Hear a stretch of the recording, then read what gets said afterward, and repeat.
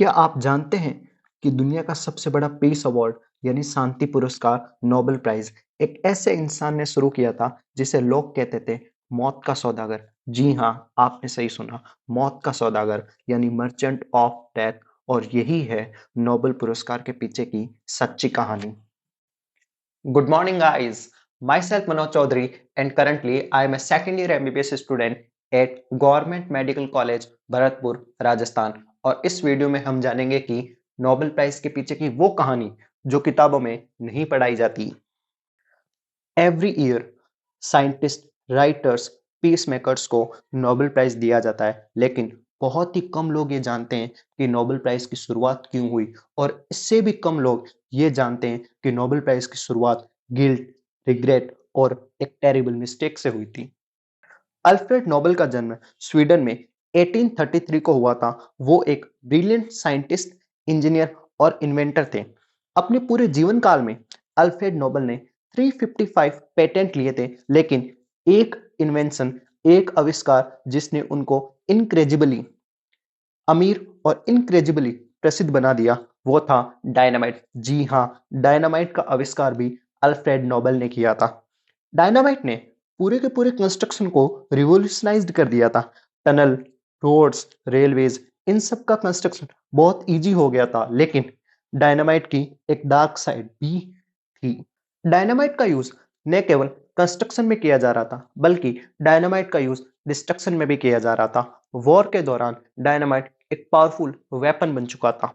हजारों लोग डायनामाइट के एक्सप्लोजन की वजह से मृत्यु को प्राप्त हो चुके थे, और इसी दौरान अल्फ्रेड नोबेल में हमेशा के लिए एक परिवर्तन हो गया। इन 1888 जब अल्फ्रेड नोबेल के भाई की मृत्यु हुई, तब एक फ्रेंच न्यूज़पेपर ने एक बहुत बड़ी मिस्टेक की। उन्होंने ये सोचा कि अल्फ्रेड नोबेल की मृत्यु हो चुकी है, और इसलिए उन्होंने अपने न्यूज़पेपर में हेडलाइन लिखी, the merchant of death is dead, यानी मौत के सौदागर की मृत्यु हो चुकी है। ये आर्टिकल अल्फ्रेड नोबेल को बदनाम करता है कि वह व्यक्ति जो लोगों को मारने से अमीर बना है। कल्पना कीजिए कि आप अपना मृत्युलेख पढ़ रहे हैं, जिसमें ये दुनिया आपसे नफरत करती है जो आविष्कार आपने बनाया है उस लिए। और इस आर्टिकल की वजह से अल्फ्रेड नोबेल की मानसिक स्थिति पर गहरी चोट आई। आर्टिकल पढ़ने के बाद अल्फ्रेड नोबेल ने खुद से एक प्रश्न पूछा कि ये दुनिया उन्हें किस तरीके से याद करेगी। Not as a scientist, not as an inventor, but एक ऐसा व्यक्ति जिसने लोगों की मृत्यु से प्रॉफिट कमाया। और तब उन्होंने ये डिसीजन लिया कि वे इसे बदल कर रहेंगे। इन 1895 अल्फ्रेड नोबेल ने अपनी वसीयत लिखी। उन्होंने अपनी संपत्ति का 94% हिस्सा दान में दिया, to create prizes for people who benefit humanity. और उनकी मृत्यु के बाद 1896 में ये दुनिया शौक में आ गई। द मैन, वह व्यक्ति जिसे मौत का सौदागर कहा जाता था, उसने ऐसा रास्ता अपनाया जिससे ये दुनिया उसे शांति और विकास के सपोर्टर के रूप में याद रखेगी। In 1901 the first Nobel prize were awarded, और अभी तक मैरी क्यूरी, अल्बर्ट आइंस्टीन जैसे महान वैज्ञानिकों को नोबेल प्राइज से सम्मानित किया जा चुका है, जिन्होंने वास्तविक रूप में दुनिया को परिवर्तित कर दिया। अगर आप वीडियो को रियली एंजॉय कर रहे हैं, then hit the like button and subscribe the channel. क्या आप एक अजीब बात जानते हैं? शांति क्षेत्र में नोबेल पुरस्कार स्वीडन में नहीं बल्कि नॉर्वे में दिया जाता है, और कई बार इसके विजेता विवादों में भी रहे हैं। फिर भी इसका मकसद वही है, पीस, शांति।